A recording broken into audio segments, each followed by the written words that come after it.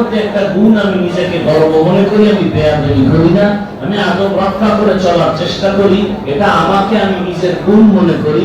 আল্লাহ এই আদবের গুণ আরো বাড়ায় না। আয়াত হাদিসের তরজমা শেষ।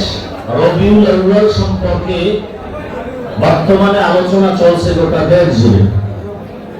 আল্লাহ পাক কোরআনের ভিন্ন এক আয়াতে বলেন, ইন্না ইদ্দাতাশ শুহুরি ইনদাল্লাহি 12 শাহরান ফি কিতাবিল্লাহ ইয়াওমা খালাকাস সামাওয়াতি ওয়াল আরদ মিনহা আরবা'তুন হুরুম যালিকাদ দীনুল কাইয়্যিম।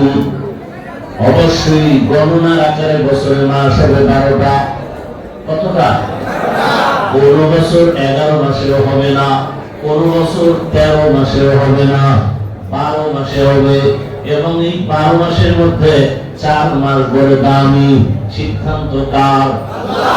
আল্লাহ তাআলা বলেন, এই সিদ্ধান্ত আমি নেওয়া মাত্র লাউহে মাহফুজের মধ্যে লিখে ফেলেছি। কোন দিন লিখেছি?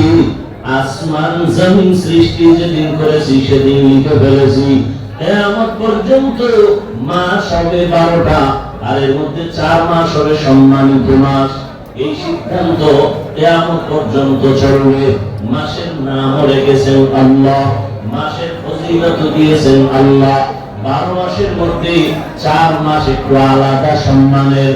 এর মধ্যে এক মাসের নাম রজব, আর এক মাসের নাম জিলকাদা, এরপরে যুলহিজ্জা, এরপরে মুহররম। এই 4 মাস বড় দামি।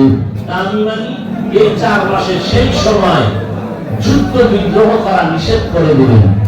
সেই আদেশ এখন আর বলবৎ নাই।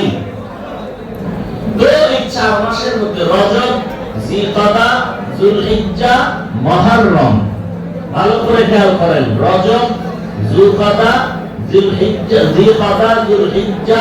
মুহররম